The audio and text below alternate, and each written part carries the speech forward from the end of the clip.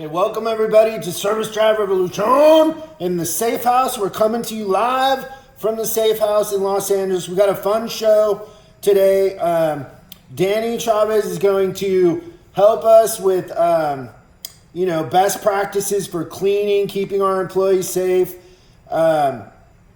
There's an interesting Peter Thiel question that Christian and I have been obsessing on that we're going to talk about after we're done with Danny.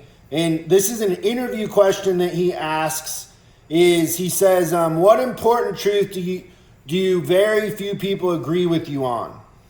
And he answers it. I've been reading his book lately. I've been reading a lot of books and going into some deep intellectual stuff while being locked down. And Christian had a couple really good answers.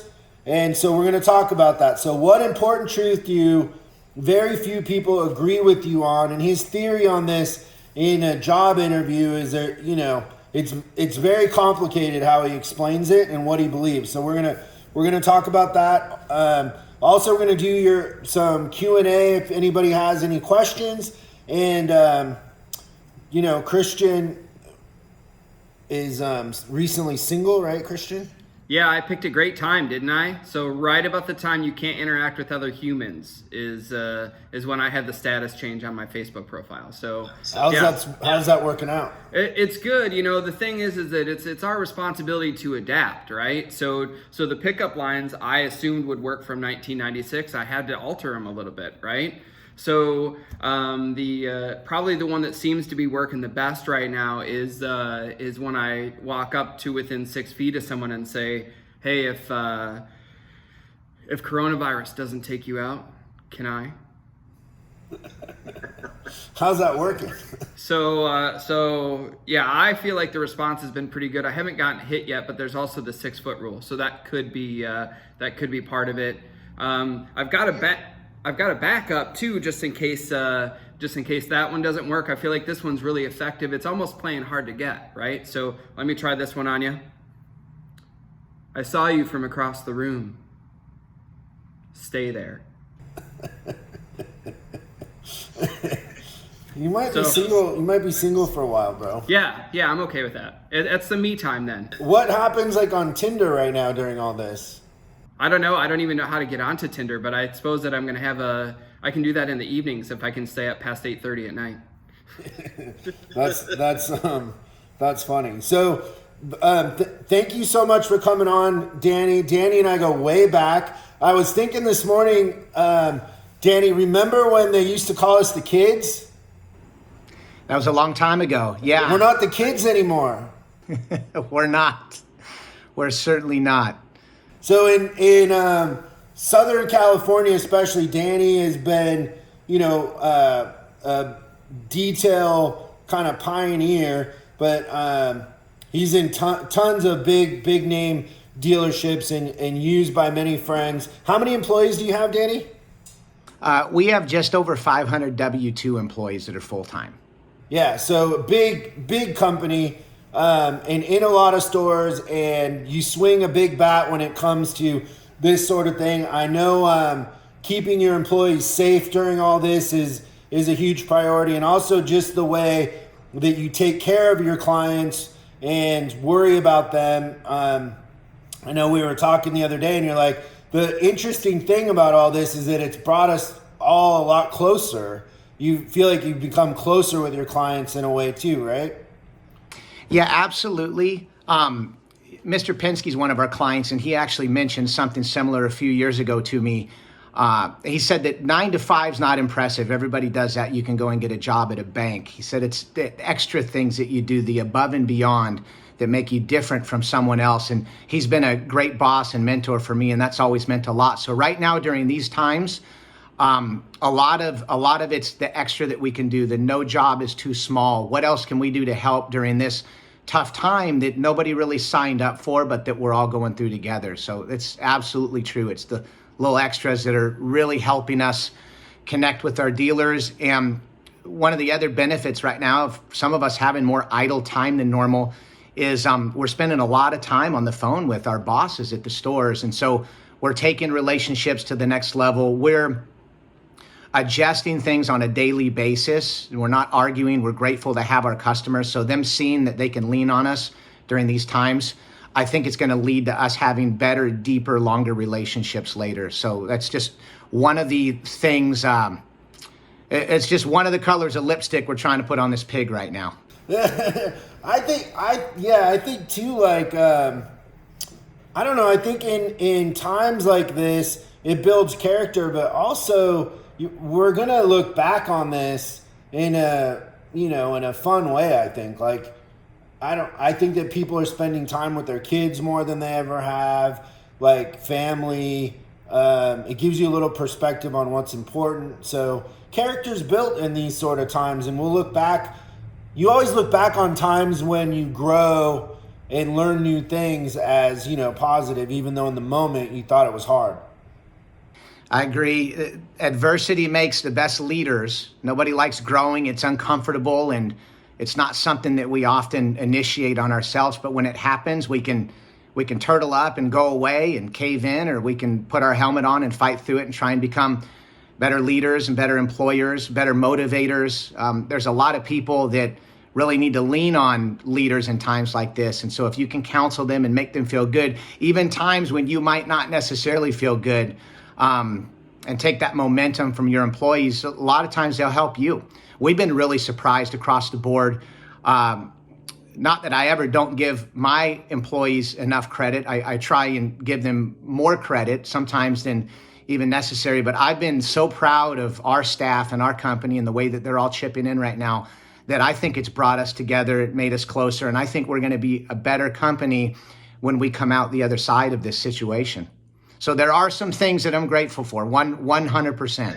And also, in a weird way, the fat's going to get cut, The clients that were never that good anyways are probably going to go away. Some of the employees that weren't that good, right? Like, it's going to cut. I'm glad you said that, fat. because humility is a big thing for me. But when it comes from the third person, it's great. You're right. There's a lot of people that are operating uncompliantly. I don't know how many of the folks on the call today are in California markets, but with this AB5 and these new compliance laws, a lot of the fat's going to get cut, and a lot of people aren't going to make it through it. And when the people that we work for see the way that we've maintained compliance, that we've done the right things, and that we're going to actually grow through this adversity, I think it's going to be a great catalyst for us to grow and increase the size of our business, even outside of the state. So I'm looking forward to it. On the other side of pain is, good news. You just got to get there first. So I agree, though, it's going to make a nice organic thinning of the herd take place that's going to lend to a few companies getting bigger. Okay, so let's go through some of your tips here. One thing that and let me kind of frame this a little bit, is I had my doctor on a few days ago, and after I had him on, there were like tons of things I thought of, like about putting steering wheel covers on and all that. But the one of the things you kind of said in your summary was that this virus lives for a long time on different surfaces, right? Yeah, absolutely. And it changes every day. So we're always erring on the side of caution, and we're educating our employees on a daily basis. We're having a lot of tailgate meetings. I'm sending a lot of videos out. The important thing for them to understand is we need to be over cleaning everything right now. Dramatically overreact. Just overdo it, because part of it, we're following something right now. We're calling it SSQE, and it's safety, service, quality, and education. That's what we're doing with our boys. One of the benefits of having 50 plus customers is we're getting a large sampling of what's happening with our dealer guests right now, what they're looking for, and they're scared. And we're seeing much less congregation in the guest lobbies. Seeing a lot of guests, especially our older guests, waiting outside on the sidewalk or in parking spaces, and they're watching us to make sure that we're respecting protocol, we're following social distancing, and we're cleaning their cars the right way. And they're not doing it to be overcritical. They're doing it because they're scared. And so if we're at the store and we're servicing a guest that already probably doesn't want to be here during this time, we need to go above and beyond right now and make them feel comfortable and make them feel cared about. This can be an opportunity to increase loyalty too, if they know you're going above and beyond. So in the back, volume's down, that's no secret. but there's no job too small and there's never an idle moment. So if we're in a situation where we've got a little bit of a lapse between service washes or details, or even parking some cars, we're up front, we're cleaning, because part of service is perception, right? It's always what a customer thinks about their experience. So when we're wiping down door handles and railings and countertops and doing everything that we need to, that's guest facing in the front of the dealership, we're seeing shoulders go down, we're seeing smiles, we're hearing people say thank you for things because they know that we're taking that extra mile. And I try and explain to our employees every single day, if you walked into a restaurant and the dining room was dirty, then you're naturally just going to assume that the kitchen's dirty too. And we don't want that. And if we're being disrespectful about our guest perception of their experience while they're at the dealership, then naturally they're just going to think we're not caring about their car in the shop too. So that's very important that we're visible right now to everybody that's scared. The seat covers, the steering wheel covers, those are very important. Doing the extra things right now inside of the guest cars, and especially the loaners, wiping down steering wheels, wiping down armrests, cup holders, door handles, making sure that we're letting the guests know that we're taking those extra steps.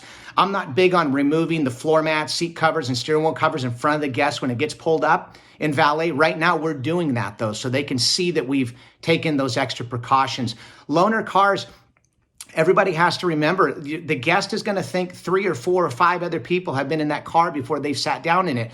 So if you look at that vehicle that they're going to get into and spend the next hour or so on the freeway, half an hour because there's no traffic, we need to make sure that they feel safe, that we really disinfected that car. So those little audible cues that just kind of remind that guest that we're happy that they're here with us, those are more important than ever right now.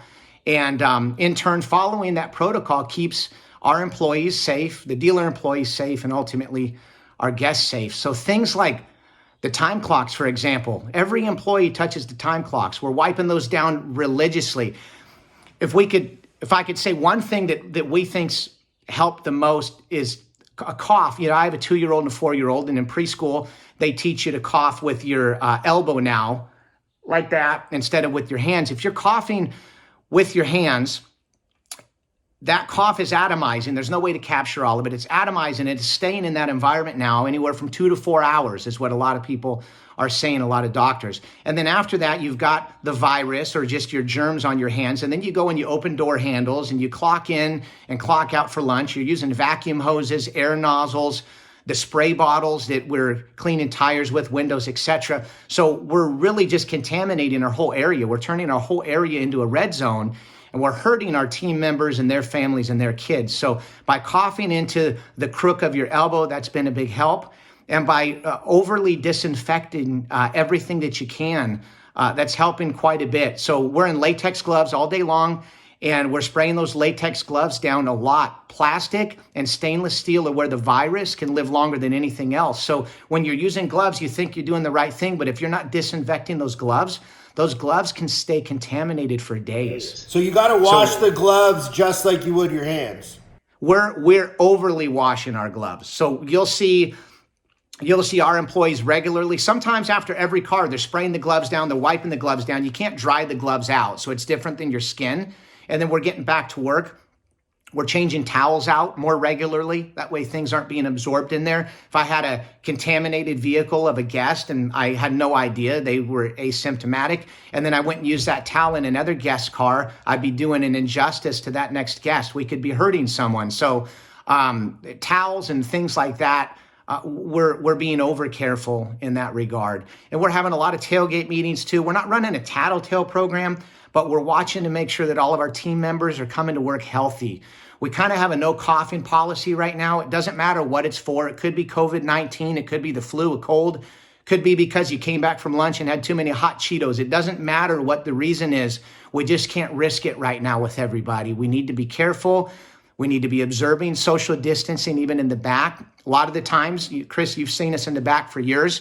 We jump on cars 3-4 people at a time so we can get them done more expeditiously. We're not doing that right now. We're assigning one person per car. It takes a minute or two longer, but we're not getting people sick. That's the most important thing. We've got a large congregation of our employees in one centralized location, and we can take the whole department down if we're not being responsible. Another thing that we're doing some of our larger stores, it's really neat. In most cases, and I don't want to stereotype and pretend to know the back of everybody's service department, but in most cases, you've got a parts counter and you have all of the technicians come into that parts counter multiple times a day. And they sit in there. That's kind of the water cooler area of the dealership. And we're asking how football went and who won what bet and how Jimmy's doing in baseball. But we're sending all of our technicians, highly trained technicians, into that hot zone multiple times a day. So what we've been doing while valet's been slow or even service wash has been slow is we've been assigning one or two of our employees to the parts department, and the technicians are not coming in the parts counter anymore. They're taking their orders, and we've got one gentleman or gentlelady that has gloves on and an N95 mask if they want one, and they're taking the parts to each of those technicians. That way we're obtaining that 6-foot spacing. We're not getting anybody sick. If a parts department ends up as a red zone, you can take out the whole back of a dealership. So we have one person taking extra precautionary care right now to get everybody else their supplies, and it's been keeping everybody safe. So that's been another neat trick that we've learned. Just one of the blessings of having 50 customers is we get to kind of run things off of a large sampling of people. So that's been a big help too. Okay, so when we were talking to my doctor, a question came up about what sort of solvents to use that don't damage the interior. And so I was just wondering, what is the best process when a car comes in? Do you cover the steering wheel, or do you clean it first, then cover it? Like, what are you telling your guys to do? So what we like doing right now is we like requesting that all the dealerships put the wheel cover on and the plastic in valet before the car is staged in the back. For visual purposes, so the guest knows that their vehicle's being taken care of, and then so we don't add to contaminating the car if somebody is a carrier of the virus right now, but they're still asymptomatic. And then when it comes in the car wash area, we remove those pieces and we are disinfecting. We're reapplying the plastic on top. Some stores are having us use the same steering wheel cover, for example. Others are having us put a completely new one on. Same with floor mats and seat covers. But we are cleaning those areas, especially the loaners. We're disinfecting the loaners 2 or 3 times in some cases. We're sending the vehicle back up, going from there. So we don't have a product that is proven and been tested to kill COVID-19 or coronavirus right now. It's too new for testing. So we're using a lot of industrial disinfectants that are used for the flu and other viruses, hoping that those are still going to do the same thing. They know this works on H1N1, this works on the flu, this works on other things. So we're assuming that this chemical is going to be the same in regards to disinfecting. And what we're doing right now is we're using that on the inside of the cars also. And it's a little lower in alcohol base, so we're not experiencing any drying on the materials. We're not letting it sit on there for extended periods of time. We don't want to damage any guest cars at all. But right now in the stage we're in, we feel like disinfecting is the most important thing we can do. So those are accessible. A lot of your janitorial suppliers. What would you look for? What is it called? In any industrial strength disinfectant. So something that's used in gyms and medical facilities, in schools, healthcare clinics, that have any sort of description on the back that says that it disinfects against viruses. That's the main word you want to look for, is the virus portion of it, because everything acts differently. So that's what we're doing. And one of the good things about our economy of scale is we work with a lot of blenders and chemists. We manufacture our own chemicals. So we were able to just use existing formulas and get those into our dealerships right away and our employees' hands right away. Hand sanitizer is another huge one too. Hand sanitizer by the time clock, folks, is probably the most caring gesture you can make with your employees right now too, other than you physically acknowledging them or letting them know something. It's just a little extra thing. That is the petri dish of the dealership. And a time clock is probably dirtier than a toilet flush handle right now during these times. So little hand sanitizer and just a little note by the time clock will go a long way. We've had some stores, some technicians in the back of stores get together in groups and say that they haven't felt safe and they haven't felt protected and that the dealership has not been doing enough to keep them from getting sick. So we want to avoid that at all costs. Number one, because things get litigious at that point. But most importantly, We want to create an environment where everybody feels safe and cared about. Hand sanitizer goes a long, long way. It's not expensive. You're handing out a bottle to each of the technicians. If they have disinfectant, if they know what to do, they're going to feel safer at home. These are questions that their wives or husbands are asking them when they get back home at night too. They don't want them bringing this home to the wife and kids. So we need to be proactive in that regard, 100%. So what's the chemical makeup as far as what starts to damage the interiors? Is it too much alcohol? Is it too much bleach? Because somebody was saying before, like, I do a cap full of bleach in a gallon of water, whatever the mix was. But bleach is going to hurt an interior. So what is important to understand about the chemical makeup when you're trying to disinfect the inside? So one of the best disinfectants is at least 70% pure isopropyl rubbing alcohol.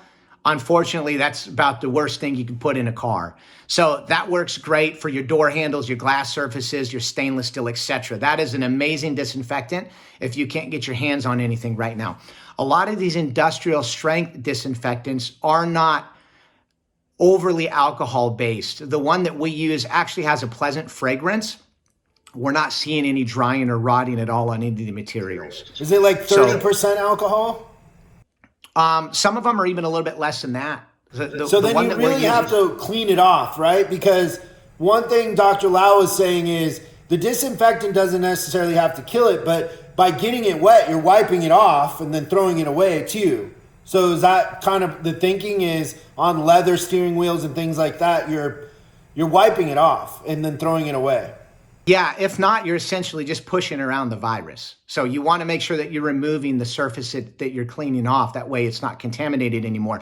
And the best way to think about that is if we were cleaning a windshield, for example, and it was a dirty windshield and I cleaned the center of it, but I left all the dirt on the outside because I just pushed it over, you've still got dirt on that glass. So we need to make sure that we're cleaning and that we're lifting and that we're removing everything on that steering wheel, armrest, cup holder, etc. And the way that we're doing that is we're using the chemical in a little bit larger amount than we normally would, right? So if the steering wheel, let's say, was like 2 sprays, we're going 3 sprays, 4 sprays. We're giving it a chance to emulsify so it can get inside of those pores. We're letting it flash for a moment, and then we're wiping it off, where I normally wouldn't be doing that in a normal service wash situation, but we need this chemical to act and do its job. This isn't an elbow grease virus removal. This needs to be a chemically enacted process. So we're overspraying in almost every situation that we can just to be safe. Yeah. And then are you making your employees wear masks? So we are when they're available. N95s are really tough to get right now. We are whenever we can get them. They're starting to become a little bit easier to get. As long as they're coughing, this is not a moral thing, but if I'm putting a mask on somebody that is in a service department, when they're following proper social distancing and protocol, I'm essentially taking a mask away from a healthcare worker right now that could be saving somebody's grandparents. So I don't have a stockpile of masks right now. I'm trying to do the right thing. We're donating masks to Kaiser. We're trying to do everything that we could. But if you're in a hospital, you're exposing yourself to somebody that's already got COVID-19. And in the service department, I feel like we can do a pretty good job preventing it. So we're not over masking the employees right now. Yeah. Vicky says hi in the Q&A thing. And she said she's got a good comment. If dealers are still using rental cars, we need to disinfect them for our customers. Don't assume that Enterprise or whoever is doing it the way we would do it, right? 100%. Vicky's sending you her love. I love you too, Vicky. Hopefully I see you soon. You're one of her she's in, do you know where Vicky lives now?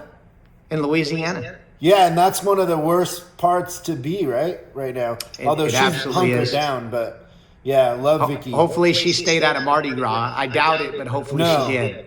No, and I always ask, I don't understand how she gets so many beads. Have you seen the pictures? So, have you ever been to Mardi Gras? Yeah, I don't want to know.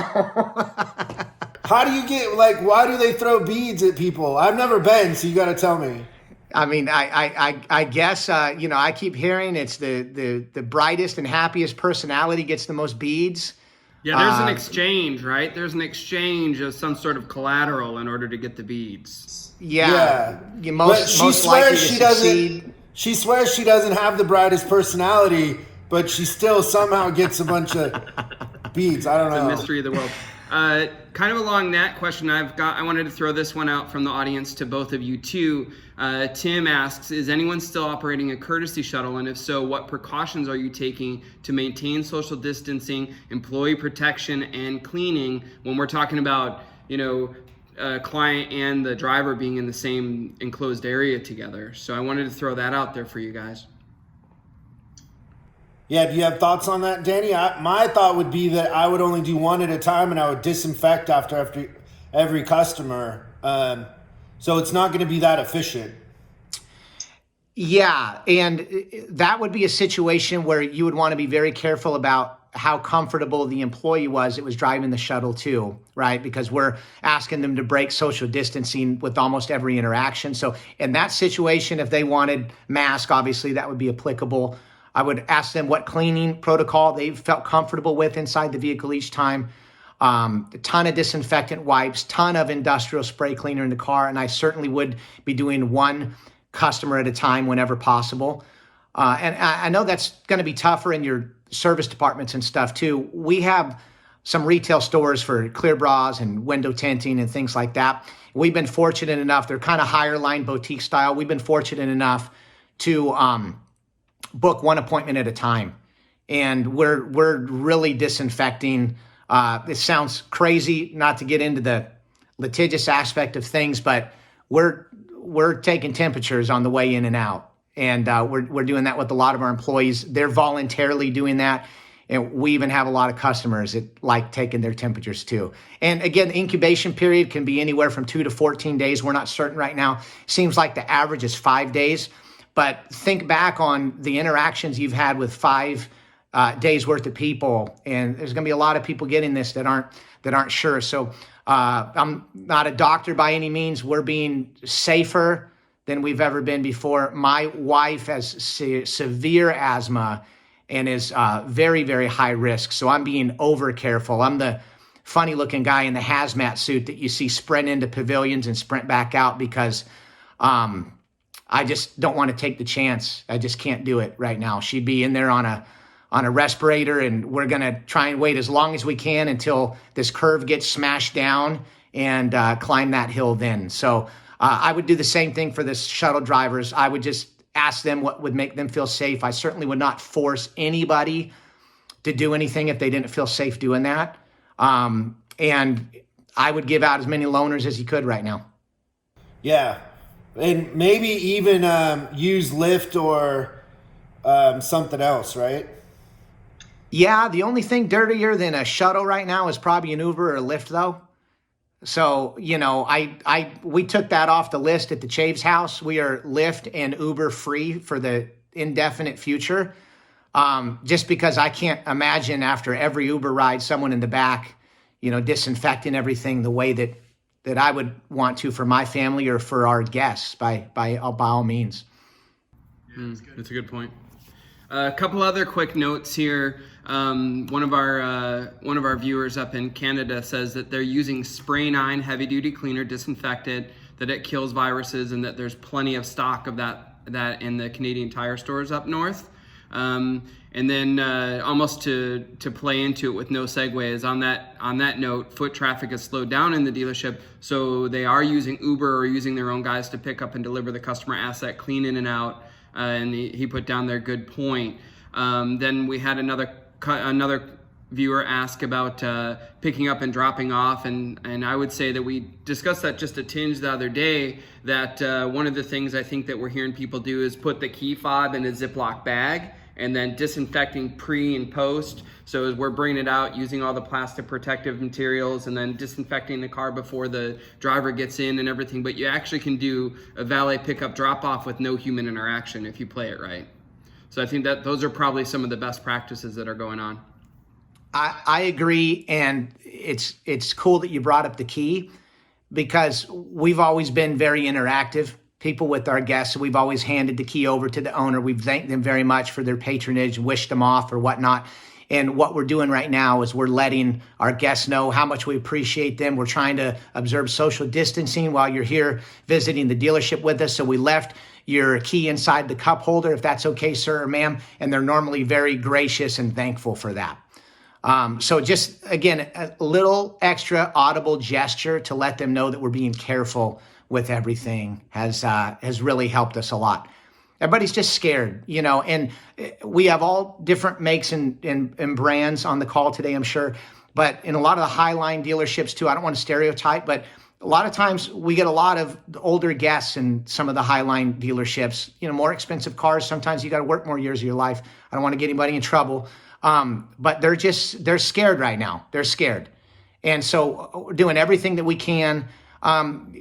Listen, go to the grocery store and just see how everybody's acting and see you've got a little bit older customer that's walking down an aisle and you're getting ready to intersect at the same point and you just stop and you ask how they're doing and you give them 10 feet. You could just see them just breathe in relief that you're being respectful. And I'll tell you this much. We're all quarantined. A lot of us are. It's like Christmas every day when you're out and about walking. People are happy. They're saying hi. They're asking questions, from across the street, etc. There's a lot of good with humanity that's coming out of this too.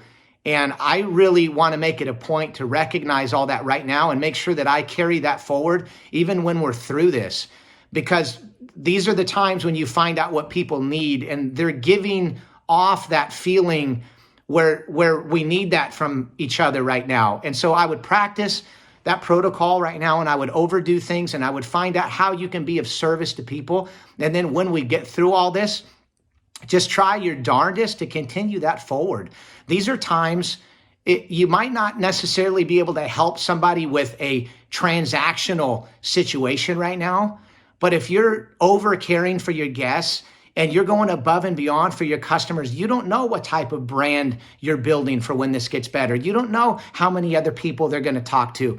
And these are the times where we win over customers, where we protect our market share. And like Chris mentioned earlier, these are where the strong survive and they grow. And if a dealer's not doing these things, not practicing these protocols, and we are people that are noticeably caring about our guests, then your drive traffic's going to increase when things get better again. Your retention's going to be better. Your surveys are going to get better. And it's just part of being a better human being also, which I think is important. And one of the good things coming from this tumultuous time in the world right now, I'm really proud of a lot of people and the things that I've seen, including my employees and including my bosses at the dealerships. We've got some really good things that we're going to springboard off of relationship-wise, and we're all going to be closer because of this. So take this situation right now that we can't do anything about other than fight, and find good in it so this wasn't a waste. That's what we're trying to do out here, and it's helping us get through some of this time. Yeah, that's great, Danny. Thank you so much. Thanks for coming on, man. We don't spend enough time together. When this is over, we got to make a point to hang out. Absolutely, and I know you hate when I talk about this. For everybody else on the phone, Chris has been so instrumental to me for knowledge and for growing my business, for help getting me accounts. We mentioned Vicky a few times on the call. Chris is the one that made that introduction that got me hired up there with Vicky. Got to work for Vicky a few years, and a lot of other people probably on this phone call too. So if you are a friend of Chris's, you're a friend of mine, and if I can ever help or be of service to you, even if it's with an email or a question about in-house employees that you have, I'm here for anyone that has Chris in his or her life, and I'm just grateful to be here. So anytime you need me for anything, Chris, I'm here, and I appreciate you more than you know. Yeah, thanks, Danny. It's crazy that I have Vicky working for me. It's crazy the talent we have, like having Christian and Steve. Steve. Him being a coach for us, I even think in these downtimes, there's going to be a couple talented people that'll pop up for us, Absolutely. What makes me feel so good too is I know what your standards are, and I know the people that you recruit to be part of your team. And the fact that I've been able to work for and interact with them for years, it makes me feel good about going the extra mile and just giving that extra 10% to my customers, because it makes me feel happy that I'm in the company of such high standards, Vicky, Steve, yourself. So it makes me feel good and proud about the type of service that we're trying to give to everybody too. So it's just a little reinforcement that I wouldn't be in your life or Vicky or Steve's life if I didn't care about everybody, wasn't trying to do my best. So that's a nice little bit of gratitude that I get to take in, knowing that y'all keep me around. That's awesome. Thanks, Danny. Have a great weekend, and let's connect real soon, okay? Perfect. Absolutely. And extend my email out to anybody that needs it. I'm available for questions at any time. I'm happy to help. Again, nothing ever needs to be transactional. I can just be of service and maybe save y'all a little bit of pain. Tell them your website and any social media that they can contact you on. Yeah, so we're just dannysdetail.com. And my email address is Dan, D-A-N, at dannysdetail.com. And just throw out an email and say, hey, I'm a friend of Chris's and I've got questions about the following.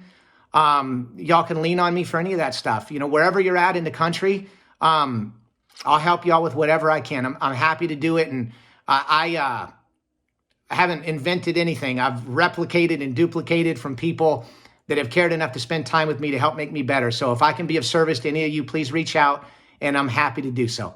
Awesome. Thanks, Danny. We'll talk soon. Go. All right, everybody, wash your hands. All right, see you guys. Take care. Be safe. Thanks, Chris. In closing from Danny, wash your hands. That's good stuff. So I wanted to throw this out there, and actually amazing, Danny did a really good job of this. He half answered this next comment and question, which I thought was really, really good. Robert says, I'm a service advisor for a Penske dealer. What would you recommend so I can stand out and grow as a professional? I have a huge passion for the automotive industry. Robert, we do too. So I came up with 3 things, and I'll let you kind of wrap it up. But the one thing I would say in these times, we need unparalleled empathy, compassion, and understanding. Like, those are the things that'll make someone stand out for sure. I didn't know what you wanted to add to that, but that's a nice looking stogie you got there. Don't tell Dr. Lau. So he kind of punted and said, you just do what you want in these times. I don't know. He knows I'm going to do what I want, but nice little Cuban Lancero. So I think empathy's a big one, but I think that, if you haven't read my book, The Millionaire Service Advisor, hit up Christian and we'll send you a copy of it. But I think the thing, empathy's a big one. But the other thing is just treating people like they're people and you care about them, and understanding that what separates us from everybody else is talking about human things that matter. Like, I feel like the difference between me and other advisors was when I walked up to the car, I was genuinely curious about what they did, their lives, their kids, their hobbies. In the car, to me, I wasn't a mechanic, so I didn't care about cars. Like, people always ask me, like, what's your favorite car? And I always said the one that's selling. Like, I'm not a big car. I wasn't rebuilding cars when I was a kid or in high school. It just was, that's not my thing. And so I was about people. And so when I would walk up to a customer, I was like, oh, where are you headed today? What do you do at Microsoft? Oh, tell me about that. And it just led down. The car was very, very transactional. Like, once we get back to my computer, okay, so what do we need to do? Like, the car conversation was 10% of what we would talk about. So if you really want to stick out, don't be like everybody else and say stuff like, did you have an appointment? And make it about the car, because the car is a commodity. Anybody can service the car. There's nothing special about the car. I'm sorry. I know people don't believe me when I say that, but the cars aren't special. It's the people. That's the relationship, and that's your leverage. And so if you connected with 2 or 3 people a day on a deeper level and you're a service advisor, think about in 2 or 3 years how many key throwers you would have. Like, one of the biggest compliments I would ever get is, because I used to be in bands, right? So because I was such a good advisor, I had leeway to go on tour. And so I would go on tour, and when I would come back, and my tour might be like a 4-day weekend, right? But I would come back on Monday and the advisors would be like, man, we just hate it when you're not here. And I'd be like, why? And they're like, your customers pull in, they find out you're not here, and they just pull out. And I was like, yeah, like that's the what I want highest to hear. compliment, for sure. And in the back of my head, I'm thinking, and yeah, when you guys aren't here, your customers always come to me after that, and I sell them all the stuff you haven't sold them for 3 years. Two, like you've never recommended anything, and so it's that connection. It's really making friends with them and treating them like they're human, and it's not about the car. If our relationship is based on the car, we don't have a relationship if the car goes away, right? Yep, exactly right. And I think that's funny. That door didn't swing both ways, that's for sure. No, like I used to think it was hilarious. Like, because I don't know, the Cadillac store I wrote service at, the other advisors were old and grumpy. And so it was rare that I didn't steal their customers when they were gone. We keep looking out for questions. If you have a question, we will address them. But let's talk about this Peter Thiel interview question. So his interview question is, what important truth do very few people agree with you on? And it's in his book, 0 to 1. And although the question sounds easy, it's actually a pretty hard question, because it forces you to be intellectual in a lot of ways. So I've been going into forums and looking, like one that somebody posted. So remember, the question is, what important truth do very few people agree with you on? And this guy said, public flogging and caning. Bring it back. Why not? That little hooligan who spray painted graffiti in Singapore didn't do it again, I bet. Because he didn't have arms afterwards. Yeah. So, I mean, that's a little extreme, but funny. This one was, it does force you to be intellectual. I've been going down some deep holes lately, but this guy wrote, most people intuitively understand that the future doesn't exist, but for some reason, they really struggle in the fact that the past doesn't exist either. Like the future, there has never been a direct witnessing of the past. People don't witness the past. We witness memory in the present. Looking at a memory or even a photo is not perceiving the past any more than speculation is perceiving the future. I know that's deep, but I thought it was interesting. Peter Thiel's answer to his own question, which in the book, he tells you he's going to tell you in the next chapter, and he doesn't. You got to wait a while. But he says, my answer to the contrarian question is that most people think the future of the world will be defined by globalization. But the truth is that technology matters more. Without technological change, if China doubles its energy production over the next 2 decades, it will also double its air pollution. If everyone in India's hundreds of millions of households were to live the way Americans already do, using only today's tool, the result would be environmental catastrophe. Spreading old ways to create wealth around the world will result in devastation, not riches. In a world of scarce resources, globalization without new technology is unsustainable. That's interesting and very, very deep. And really true, right? Like that's a different level of consciousness and understanding. Another one I thought was interesting is this guy says Karl Marx's explanation of capitalism is definitely true, but he probably forgot to explain that capitalism lies in very human instincts. Capitalistic practice is therefore inevitable as long as humans exist. And it's true, like even in a communist society, people want to be the best at something. Especially men that want to, they're part of a hierarchy of power. And so, that's an interesting point is, although China can steal our technology and our ideas, it's rare. You can get somebody to move a rock from here to there. You can get them to do manual labor through force, right? If I stand over somebody with a gun and I say, move that from here to there, they will. But if I stand over somebody with a gun and I say, have a good idea or create something new, they're not going to be able to do that. That isn't, so the society they've created is just one of a different sort of thinking and an approach. And yeah, capitalism, even in a communist society, people want to be the best. They want to perform, and so it holds that back, and it creates an environment where people just are indifferent. Yeah.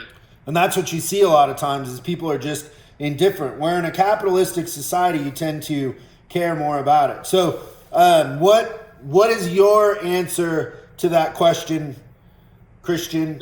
What important truth do very few people agree with you on? So my first answer that I would do is I would look Peter in the eyes and I would say, Peter, the one truth that I know that no one else does is that whether or not I get hired for this job is my decision and not yours. So I would have to go into a little bit of an explanation, because otherwise you kind of sound like an arrogant jerk, right? But the reason that I say that is that everything that led up to the moment of the interview is my responsibility. Like, how much did I prepare? How much did I research? How bad do I want the position? Like, that's all stuff that I can compare and decide whether or not I did everything I was supposed to do, right? And that kind of leads me into my second answers, is that the universe is my responsibility to control, right? So whatever happens to me is completely how the situation that I put myself in, and that I believe that I can control outcomes based on what I put into it. And I'm going to kind of transition this over into you for a second, and then we're going to pull it back and do a real world example of how it affects everyone in the service departments that we're talking about, right? So Chris, what are the chances of you getting coronavirus? Very low. Why? Because I'm not going to let it happen. I don't know. I'm being really, really careful. If it did happen, it would be an anomaly and it would still be my fault, but it would be whoever I have going to the grocery store or whatever wasn't careful, even though I have them like jumping right in the shower and following all of Dr. Lau's stuff. But it would be, I definitely feel like it would be a mistake on my part that I let somebody in, because I haven't left. And virtually you really haven't left either that much. Like, we're not interacting with people. So 100%, I believe it would be my fault. Yep, and I think that it's that level of ownership that we're talking about with the way that we control our own destinies and futures. And I think that that's just in itself a different level of thinking, is that, I've never seen a situation where you play the victim, and in this case, right, if all these precautions that you took weren't enough and you still contract the virus, the truth is that you didn't do enough to protect yourself from the virus, right? So that kind of translates into a service department, right? Like, so if you're in charge of a service department and you have a bottleneck and you can't get work done, whose fault is it? Is it the technician's fault? No, it's the leader's fault, right? Like, what are we doing for capacity? What are we doing for output? Are we doing everything we possibly can? Are we making sure that we're inspecting cars good? Are we posting the hours in production? As Chris was saying before, like, we're in a capitalistic society. Like, there's a hierarchy of performance that people in our society want a hierarchy of performance. If we don't use that to maximize productivity, then that's 100% our fault, right? How much time do we put into recruiting when we need people? Are we using the rule of 5? All those things it really comes back to the mirror. And I think the thing that I would tell you is that one thing that we're all recognizing as coaches is that this thing is really putting a huge separation between the winners and the losers. Yeah, for sure. Like, it's a choice at the end of the day, right? And you might even say like, well, you're quarantined and I'm still working in the service drive helping customers. But the fact of the matter is, until not that long ago, you and I were still flying around. And when I'd get on a plane, I sprayed everything down. I was over sanitizing. I was on this speaking tour with for SET, and we all got sick except for one guy, Tony, who works for Google, and he was spraying his hands constantly with this stuff. And I just started doing what he was doing, wiping everything down. And we were on a private plane too when we all got sick. So you just can't be careful enough, and it's a choice. Like, if you got sick, it's because you touched your face, you did something. But yeah, it's funny in most situations, how few people own the result. You know, it goes back to even that Dave Anderson saying, like, if your people suck, you suck. It's like you know, we have a line in our motto that says every repair order, every customer interaction, it's all your responsibility, right? And it's very rare that somebody will own it to that degree. And Jordan Peterson talks about owning the result so much that you believe society is your responsibility. I mean, just think about that. Like, you're a drop in an ocean and thinking that society is your responsibility beyond just owning the result. But the power of ownership is that once you own it, you start to see all the things you could do to fix it, and it gets a lot easier. When you don't own it, it's harder because you're a victim.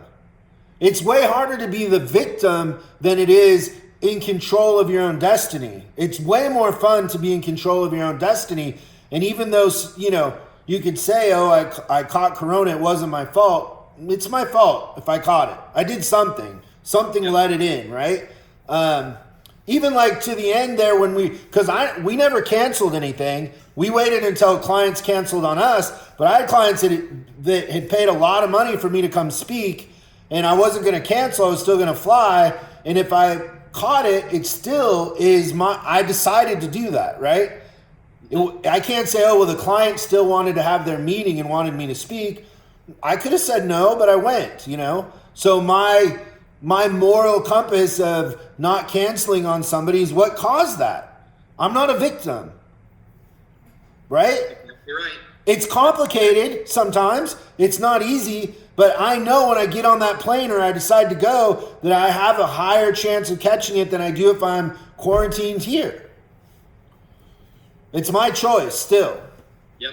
And it's our choice. Like, if we hired somebody that doesn't work out, it's way easier to acknowledge that we made a bad hiring decision and try to figure out what we didn't see or what we didn't catch than to just, you know, throw our hands up and say, well, you know, there's no way I could have known.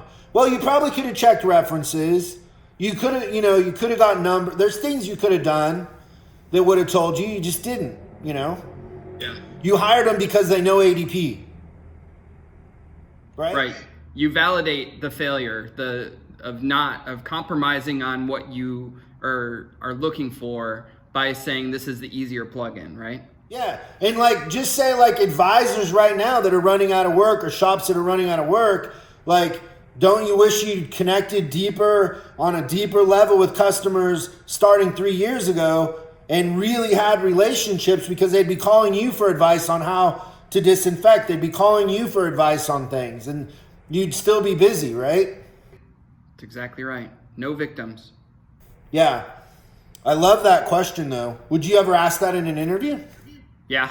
It's deep, though. I don't know that a lot of people are ready for it. Yeah, I think that you maybe just considering the position, like if it was a high level thought position, I wouldn't hesitate in a second. James Kaufman says, totally, 100%.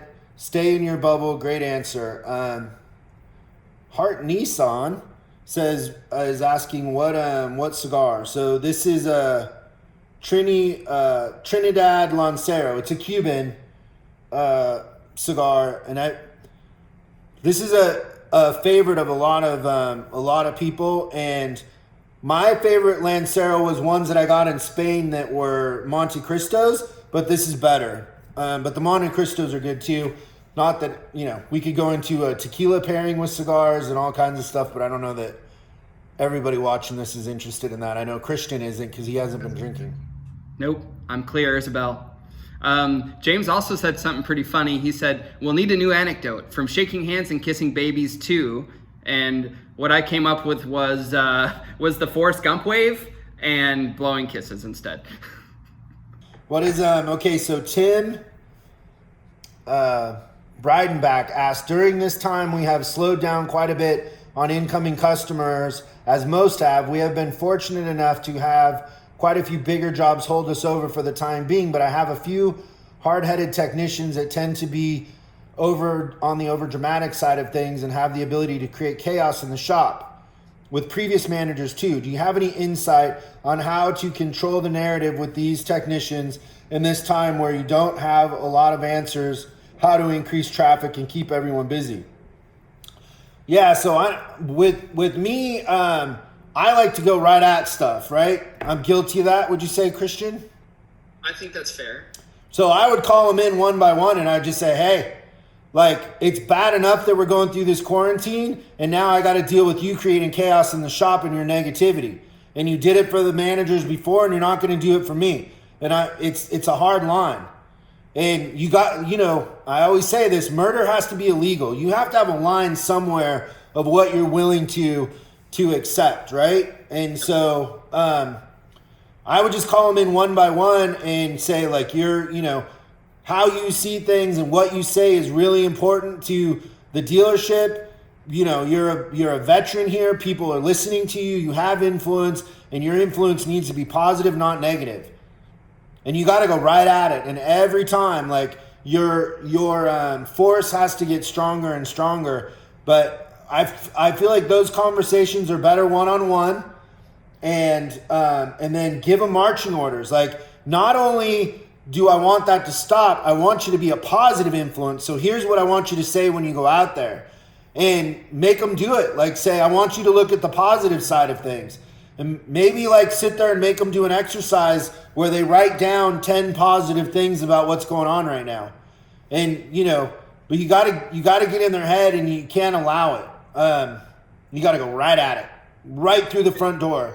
There's an internal and an external alchemy that happens during that too, right? So when you see that you have that effect on an employee and actually you start to change them from being like 45 years of negativity to actually have them starting to consider the positive, like, that's power for you as a leader. And then when everyone else sees the transformation of that one person, like, they really start to look at you as a leader, and that's how you start to move mountains, right? But it just takes that one murder line and telling someone that they're not going to cross it to kind of change. I think maybe too, I've had that conversation 100 times in my career, way too many times to ever remember.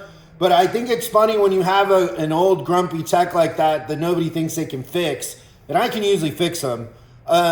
One of the things that I'll say in that conversation is I'll ask them the question about what is your wife, and if they're not married anymore, like, I'll say, what are your kids? Somebody that's close to them, what do they say about your negativity?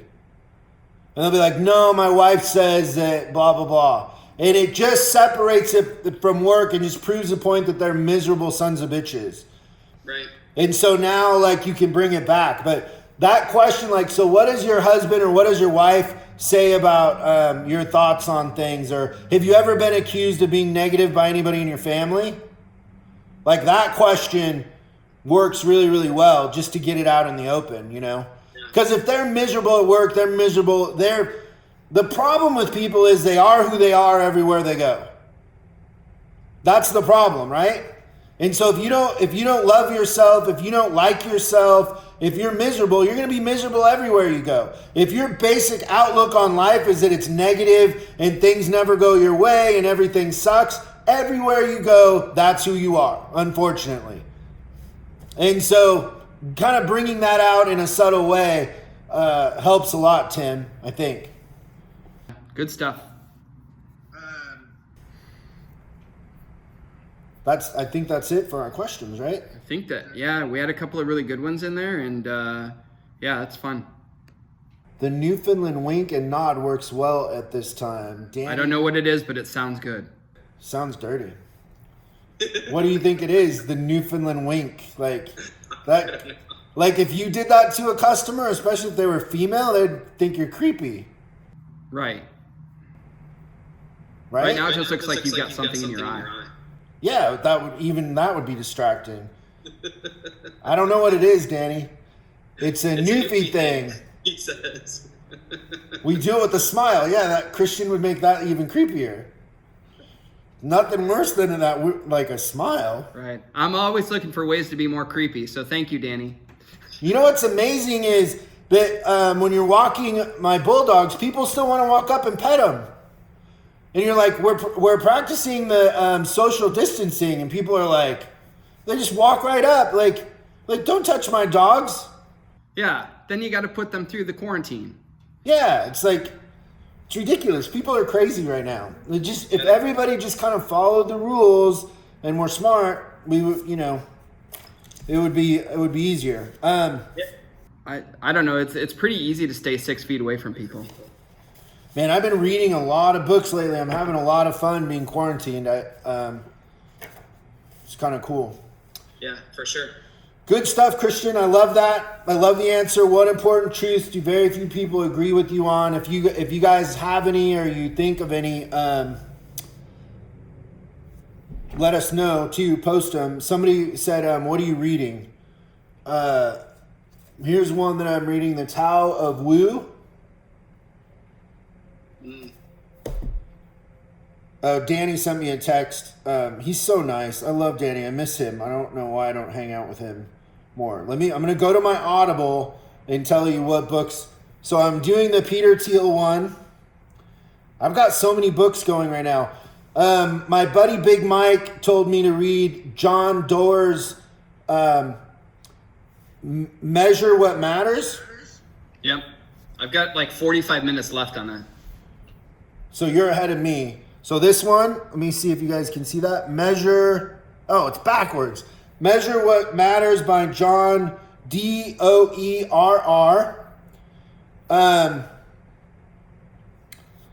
Then connected to that, I'm going back to a book from before, because a lot of Measure What Matters comes from Bill Campbell. And so the book about Bill Campbell called $1 Trillion Coach, which is really good. Then Peter Thiel's book, 0 to 1. Peter Thiel is so smart. He's like Jordan Peterson. I listen to a chapter, think about it, go back and listen to the chapter again. So it's kind of slow, but it really makes you think, because he really is a genius. If you don't know who Peter Thiel is, he was one of they called it the PayPal Mafia, but him and Elon Musk started PayPal, and then he was one of the first investors in Facebook. And he talks about that too, that people try to make it out like he was some sort of genius for investing in Facebook. And they were like, was it Mark Zuckerberg that you thought was such a great leader or whatever? And he's like, no, he goes, they were just growing, so I gave them $100,000. He goes, they were just growing so fast, they needed $100,000 for servers. It's like, I know the owner of the building where we're at in downtown was one of the first investors in Google and Dropbox. And it was the same sort of thing, is they wanted the money just for servers and things like that. And ends up he's, a billionaire now because he gave him a couple $100,000.